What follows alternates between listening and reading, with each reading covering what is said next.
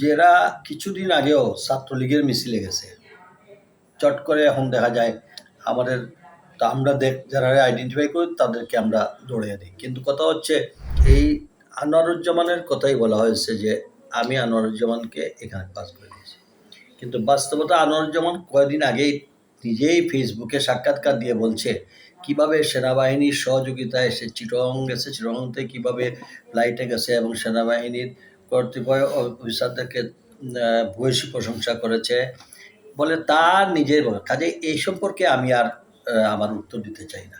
আনোয়ারুজ্জামানের পক্ষে যারা বক্তব্য দিল, যারা আনোয়ারুজ্জামানের সভায় বিভিন্ন সভায় উপস্থিত থেকে মিটিং করলো, তাদের বাসায় যখন দেখি বিএনপির নেতৃবৃন্দদেরকে লন্ডন থেকে আসবেন, আমাদের দল করেন না, অন্য আরেকটা দলের বিশ্বাসী,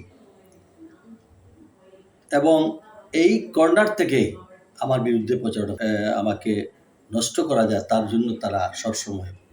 কয়েকদিন আগেও জেলা এই শহরের জমি দখল কারা করেছেন, এরা আবার ওই যেটা আনোয়ারুজ্জামানের মেয়র বানাইবার জন্য যারা সভা করলো, তারাই আবার প্রপাগান্ডা করে আরিফুলকে ওনাকে পার করে দিয়েছে। ওয়ালটন আবারও মিলিনিয়ার অফারে ওয়ালটন ফ্রিজ কিনে আপনিও হয়ে যেতে পারেন মিলিয়নিয়ার। মিলিনিয়ার ছড়াছড়ি দেশ জুড়ে, এটা শুধু ওয়ালটনই পারে।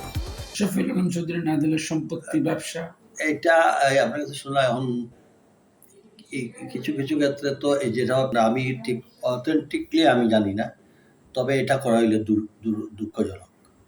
কারণ আমাদের বুঝতে হবে যে যারার কারণে আমরা নিষ্পেষিত হলাম তাদের প্রপার্টি, ইভেন বহুত প্রপার্টি রক্ষার জন্য বহুতে ব্যবসা ট্রান্সফার করছেন, এটাও তো জ্বলন্ত প্রমাণ আছে, একদম পরিষ্কার পরিচ্ছন্নভাবে আছে। 17 বছরের এক ধরনের অবস্থা থেকে হঠাৎ করে যেখানে পুলিশের মরালিটি ডিটোরিয়েট করেছে, প্রশাসনের অ্যাক্টিভিটিস বা অনেকটা কিছু সময়ের জন্য পরিস্থিতি যেটা হয়েছে, সেই সুযোগকে কিছু জায়গায় হাত পরিবর্তন যেটা বলে আর কি, এই এক গ্রুপ গেছে, এদেরকে তো রাজনীতিবিদ বলা যায় না।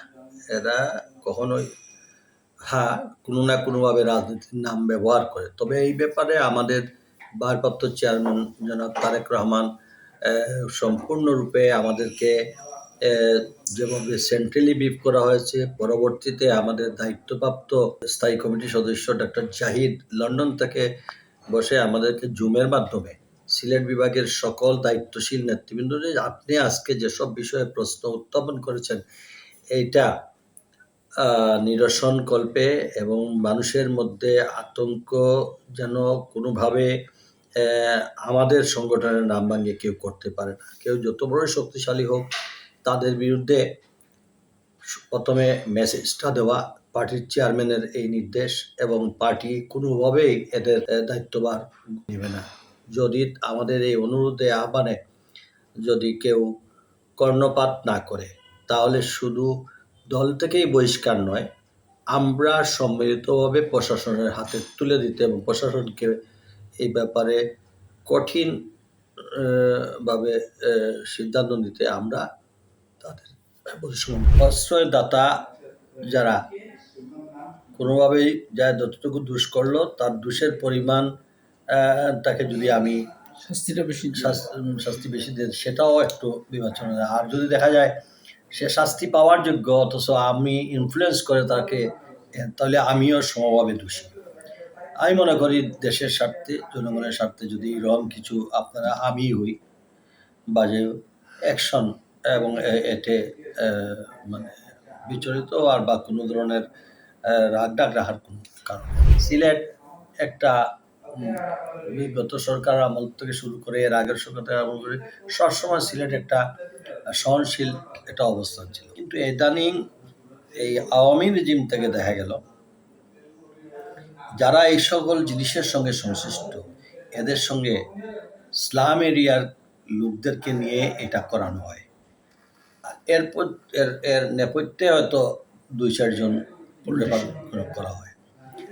এরপরে আপনারা দেখেন যারা কিছুদিন আগেও ছাত্রলীগের মিছিলে গেছে, চট করে এখন দেখা যায় আমাদের, তা আমরা যারা আইডেন্টিফাই করি তাদেরকে আমরা দৌড়িয়ে দিই। কিন্তু কথা হচ্ছে আমাদের সকলকে সজাগ থাকতে হবে। আর নাগরিকের কথা চিন্তা করলে, দেশের কথা চিন্তা করলে, সংগঠনের কথা চিন্তা করলে আমি এটা তাকে বলি।